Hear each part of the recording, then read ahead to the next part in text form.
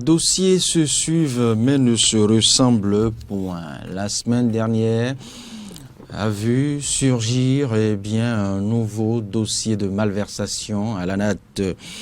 On en parle encore. Le week-end dernier, les agents de la douane ont commencé à vérifier les véhicules des citoyens béninois et ceci à certains carrefours stratégiques, des véhicules qui disposent justement des preuves de paiement des frais de douane. Pourquoi ce week-end? Pourquoi ce contrôle inopiné si tant? Dès qu'on a déjà connaissance d'une liste des 2646 véhicules. Pourquoi ne pas interpeller ces véhicules qui portent ces 10 numéros dont on a vu la liste circuler sur les réseaux sociaux? Pourquoi ne pas attendre aussi le moratoire défini par le secrétaire général de la présidence, monsieur le ministre d'État Pascal Irénée Koupaki. Qu'est-ce qui justifie ce contrôle inopiné de la douane béninoise? On en parle ce matin avec Roland Torinquez qui est resté à sa position après l'analyse et avec Marc Goudjanou, directeur de publication de Info Zénith. Marc, bonjour. Bonjour Loris. Bonjour Laurent. Bonjour Mac. Et on se permet, pas de se plonger dans l'ANAT Gate, mais de nous intéresser à l'ANAT Gate. Je ne vous apprends rien, 2646 véhicules circulent au Bénin, mais sans avoir cédé les frais de douane à la trésorerie béninoise. L'État s'en est saisi et ce week-end, la douane a commencé un contrôle inopiné sur certains carrefours du Bénin. Mais avant, la présidence s'est fendue d'un communiqué qui donne une sorte de... Un ultimatum de 7 jours. Un ultimatum de 7 jours à ces, entre griffes, présumés propriétaires véhicules non dédouanés. Alors, pourquoi ne pas attendre ce moratoire ou cet ultimatum qui prend fin le 14, ce 14? Pourquoi enclencher dans la foulée un contrôle? Encore que l'on sait, on sait depuis, quelques jours, on a connaissance de la liste, dit-on liste, où on aurait connaissance d'une liste, parce que aucune instance fêtière n'a attesté de ce que c'est la liste des 2646 véhicules. Pourquoi ne pas attendre d'abord le 14 avant d'enclencher ce contrôle? Merci beaucoup Loris. Je salue les téléspectateurs d'MTV et de Diaspora FM. Il faut remarquer d'abord que nous sommes dans un pays où autant on prône la transparence et on prône la bonne gouvernance, autant les gouvernants ne facilitent pas également les choses à la population. Parce qu'il s'agit d'une affaire de méthodologie dans le travail qui sera fait par le gouvernement. Lorsqu'on a fait sortir le communiqué en donnant le moratoire, c'était très bien. Et c'est les mêmes citoyens qui ont demandé, qui ont insisté à travers les réseaux sociaux et à travers tous les canaux qui existent. Ce qu'a promptement fait le gouvernement. On demandait, mais comment se fait-il qu'il n'y a pas une liste qui affiche le numéro des véhicules non dédouanés? Alors comment je saurais si mon véhicule est dans le cas pour pouvoir quand même suivre ce moratoire-là de 7 jours pour pouvoir me mettre à jour? Si cette liste est fiable, tout citoyen honnête devrait déjà le savoir. Donc finalement, mais la liste, moi je dis la liste est fiable parce que ça a été publié sur la page, sur le site du gouvernement. D'accord. Cette liste, oui. Oui, elle a été publiée sur le site du gouvernement. Maintenant, c'était étonnant de voir... Il y a eu bien d'autres sur les réseaux sociaux. Oui, c'était étonnant de voir au niveau de la douane, un contrôle inopiné dans la journée d'hier, au niveau de la route des pêches, et je crois même au niveau du péage de Ouida. Sans avertir qui que ce soit. Moi, j'ai même un ami dont la carte grise a été saisie, juste parce qu'il ne gardait pas sur lui les papiers de la douane de son véhicule. Mais combien de Béninois circulent avec le papier de la douane du véhicule? D'abord, quelle est l'opportunité de ce contrôle? Justement, il faut que quand même avant, normalement... La douane veut vérifier les 2646 véhicules? Avant, normalement, même les affaires de 2646 véhicules, est-ce que réellement les 2646 véhicules dont on a fait sortir la liste, est-ce que réellement c'est des véhicules qui n'ont pas été réellement dédouanés? Parce que il faut vraiment être dans le circuit, d'accord, dans le milieu de la douane ou bien du port, d'accord, dans la sortie des véhicules d'occasion pour pouvoir comprendre en réalité beaucoup de choses qui se passent, mais que le gouvernement n'a pas eu le temps d'expliquer aux citoyens, aux uns et aux autres. Parce que je donne juste un exemple terre à terre. Lorsque j'ai un véhicule que j'avais acheté en temps, un véhicule d'immatriculation AT par exemple, d'accord, que j'utilise et que je revends à Laurent par exemple, d'accord, vous savez que Laurent est en possibilité, d'accord, de remettre son véhicule encore au point et d'aller à la NAT plutôt, pour demander une autre immatriculation et il peut obtenir l'immatriculation récente BIS pour ce même véhicule. Bien sûr. Hormis ça, vous savez que également lorsque j'achète un véhicule et que je fais la mutation de nom, d'accord, j'achète le véhicule chez Laurent et que je fais la mutation de nom, vous savez que Laurent ne va pas me remettre dans les papiers d'achat. Généralement, il ne me remet pas les papiers de la douane quand il avait acheté son véhicule, non. Il me remet le livret de bord, ses pièces d'identité pour me permettre, moi, mais le nouvel acheteur devrait exiger la douane. Mais généralement, ça, c'est ce qui se fait. Ce n'est pas ce qui se fait généralement. Et mieux encore, on a un problème de méthodologie tel que je l'ai dit. Justement, c'est ce qui me posait problème. Parce que comment se fait-il qu'on ne peut pas avoir une base de données, d'accord, où de façon très simple, on peut identifier très facilement les véhicules qui ont été dédouanés ou pas. Parce que la douane est impliquée dans le processus d'achat, d'accord? Jusqu'à la sortie du véhicule, la douane est totalement impliquée. Même au niveau de la NAT, il y a un service de la douane qui est au niveau de la NAT, d'accord? Qui procède également à une vérification dans leur base de données pour voir si le véhicule est dédouané d'abord avant de pouvoir prendre le macaron, d'accord, pour pouvoir encore aller déposer, pour pouvoir se faire fixer sa plaque, attribuer un numéro, puisqu'il y a une base de données. Si le numéro existe déjà, il faut qu'on tape d'abord dans la base de données pour savoir est-ce qu'on n'a pas déjà attribué ce numéro à un véhicule d'abord. On tape le numéro de châssis du véhicule pour pouvoir savoir si est-ce que ce véhicule n'a pas déjà été immatriculé une fois ou n'a pas été dédouané une fois. Donc, même au sein des différents services qui s'occupent de ce processus, c'est qu'il y a un problème il y a un grand dysfonctionnement. Ils ne sont pas du tout organisés.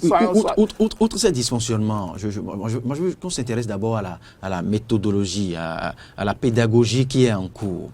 Le gouvernement s'est saisi d'un dossier après l'audit à la NAT, n'est-ce pas?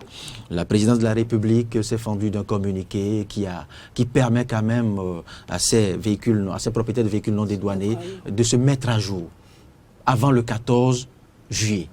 N'est-ce pas? Oui. Le week-end, sans le moindre communiqué, eh bien, la douane béninoise envahit les carrefours du Bénin et commence à autre contrôle et leur arrache les livrets de bord et autres pièces pour tout propriétaire ne disposant pas, enfin ne portant pas sur lui la douane, les pièces justifiant du paiement des frais de douane. Que dire de cette pédagogie? Que dire de ce mode de fonctionnement? Le risque d'avoir, moi j'ai tout simplement envie de dire que la douane béninoise est dans la pagaille. Je pèse bien mes mots. Le chef de l'État l'a dit, le Bénin, en tout cas dans une certaine circonstance donnée, que le Bénin est un pays de pagaille.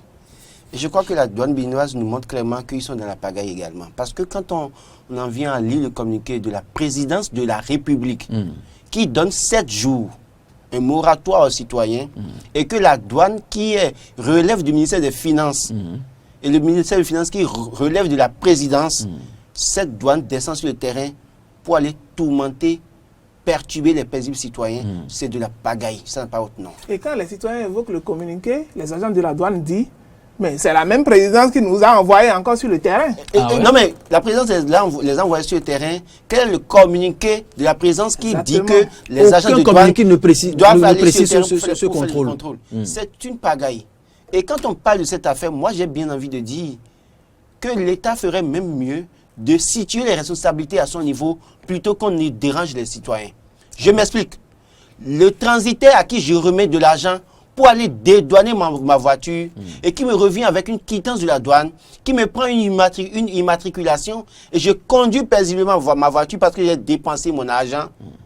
S'il en vient que demain on constate que ma douane n'a pas été payée, laissez-moi assigner le transitaire en justice et vous, État, vous occupez de ce transitaire qui a fait du faux. Et dans une certaine mesure, le transitaire n'est pas un agent de l'État, à ce que je sache. C'est ce que je voulais vous rappeler. Le transitaire n'est pas un agent de l'État, à ce que je sache. Non. Et donc, si le transitaire est arrivé a réussi à faire cette magouille de me donner une fausse douane de ma voiture, c'est qu'il y a des complicités au niveau des agents de l'État. Et l'État ferait mieux alors de sanctionner ces cadres qui sont impliqués dans cette affaire. C'est vrai. Oui, et il y en a qui sont déjà arrêtés, il y en a qui sont en fuite, ils finiront par être arrêtés, plaise à Dieu, parce que c'est de la pagaille, c'est du désordre. Mais, donc, quand des agents de la NAT sont dans la complicité, cela suppose que les agents de la NAT ne peuvent pas être dans la complicité sans les agents des douanes. Jamais. Donc, l'État ferait mieux de s'attaquer à ces citoyens, à ces cadres-là, qu'ils emploient, qu'ils payent, et qui, à un moment donné, ont fait du faux. C'est vrai, dans une certaine mesure, ils appellent ça entre griffes douane paiement. Et il y a des propriétaires qui achètent des voitures, qui consentent le principe. Ils achètent leurs voitures, et les voitures sont dédouanées hors prix. C'est-à-dire que le montant est sous-estimé, et la douane revient très moins cher. Des gens qui achètent des voitures, qui les mettent dans des conteneurs, et le conteneur est déchargé dans leur maison. La voiture est dans la maison et la plaque d'immatriculation est venue on vient poser ça à la maison. Vous avez les preuves de ce que vous dites? Il y en a plein. La douane ne me dira pas le contraire. Et ça les agents de la NAT d'aujourd'hui. Les agents de la NAT ne me diront pas le contraire. Des preuves, ils en ont. Ce n'est pas moi qui vais leur fournir des preuves. Ils s'en savent quelque chose. Vous voyez des gens qui roulent des grosses carrosses, mais qui ne sont pas en mesure de payer la douane de 25 millions. Parce que quand vous achetez une voiture de 125 millions, vous devez payer peut-être pratiquement jusqu'à 20 millions de douane.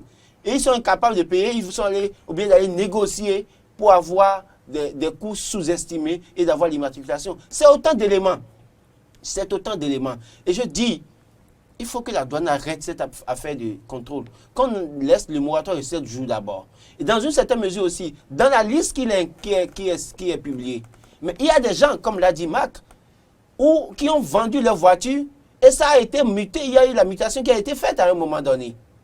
Et qui, comme il a dit, vous pouvez en même temps quand vous achetez une voiture, peut-être que BA, vous pouvez aujourd'hui demander à avoir l'immatriculation BIS. Alors, dans ces mesures, dans ces conditions, quand je fais la mutation, est-ce qu'on me demande la douane au niveau de la NAT? On ne me demande pas ça. On demande juste la carte grise, les papiers de la voiture. Ouais. Donc, je présente ça, je fais la mutation. Donc, de ce point de vue, quand je viens faire ça, et qu'on me met BIS 2540, c'est un exemple que je donne, on voit dans la base de données. La base de données comme si je n'ai pas fait payer la douane. Alors que la douane avait été déjà payée en amont par le premier propriétaire du véhicule. Donc, autant d'éléments. Et je crois qu'au-delà de ce que c'est vrai qu'un audit n'est pas pour autant parole d'évangile à prendre à 100% au sérieux. C'est vrai que ceux qui sont incriminés à un moment donné vont s'expliquer. Et on ne dit pas qu'ils sont d'office. C'est présumé coupable. Il y a bien des dossiers sur lesquels, des immatriculations sur lesquelles, si on revient, on comprendra qu'il n'y a aucun problème de douane. Donc, c'est autant d'éléments. Mais je crois que c'est à l'État de prendre la responsabilité de s'occuper de ce dossier, d'attaquer les cadres de l'administration, en tout cas de la NAT et de la douane, qui sont impliqués, complices dans ce dossier, plutôt que de perturber les citoyens. Il y en a qui sont complices aussi, il faut les rechercher. Ceux qui ont des grosses carrosses, qui ont peut-être payé à peine qui ont payé peut-être 1 ou 2 millions de douane.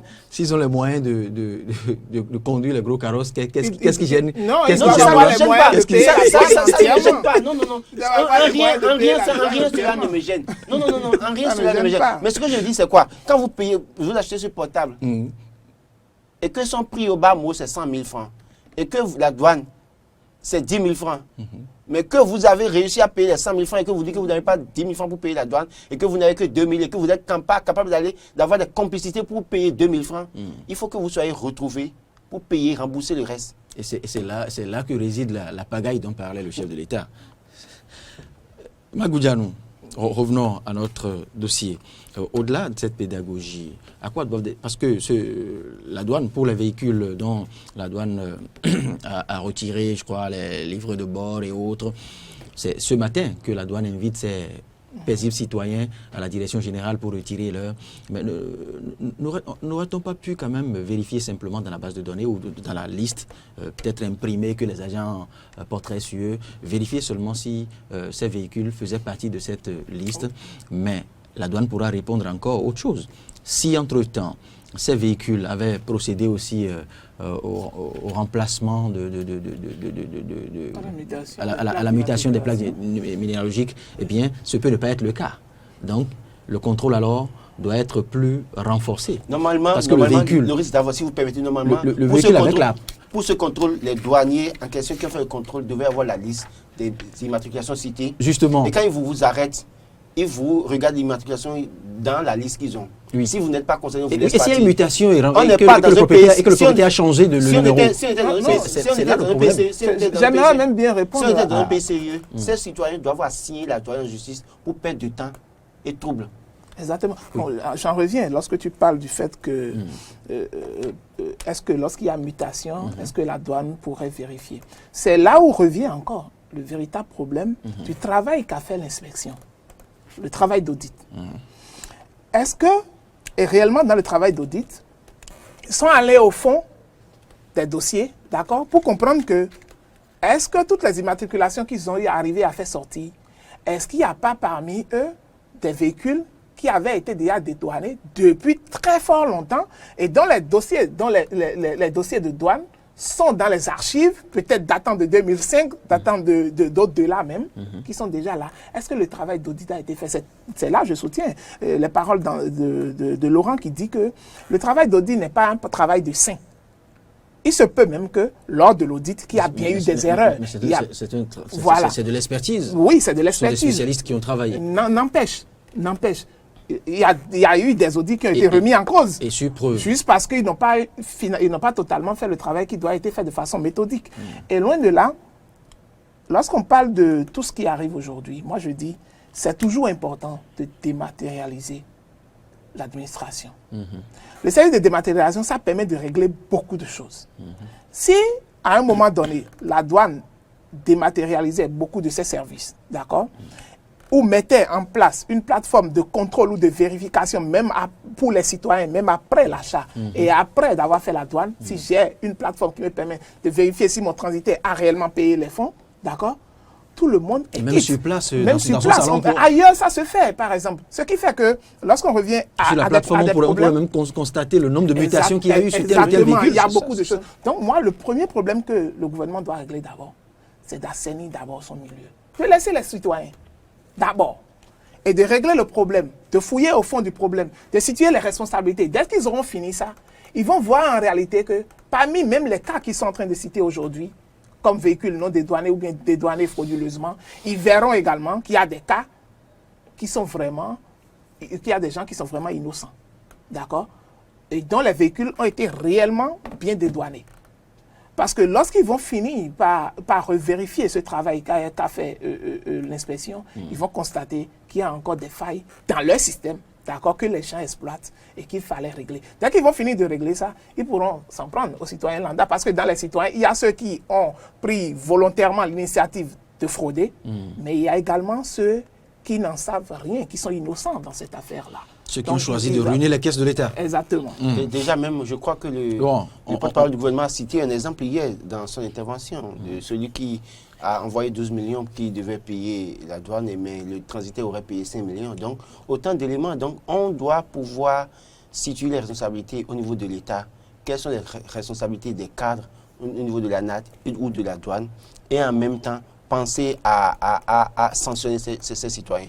Il vaut mieux que la procédure soit respectée, en tout cas respecter les citoyens plutôt que de les perturber, alors qu'ils ont d'autres soucis actuellement. Et surtout ne pas confondre la sensibilisation à la répression. Parce que souvent nos agents sur le terrain confondent la sensibilisation à la répression. Tel que ça se fait par la police, où ils confondent sensibilisation et répression, il faut que la douane aussi engrange ce même chemin. Voilà les citoyens ont d'autres soucis actuellement. Voilà qu'on commence le contrôle et répression à la fois en plein moratoire, en plein ultimatum. Ça n'a aucun sens, c'est de la pagaille. C'est de la vraie pagaille, vraiment. Merci. Merci Magou Dianou. Merci Loïc. Merci pour la disponibilité. Bonne journée. Merci Laura Roland Tolenkes. Bonne journée à vous aussi.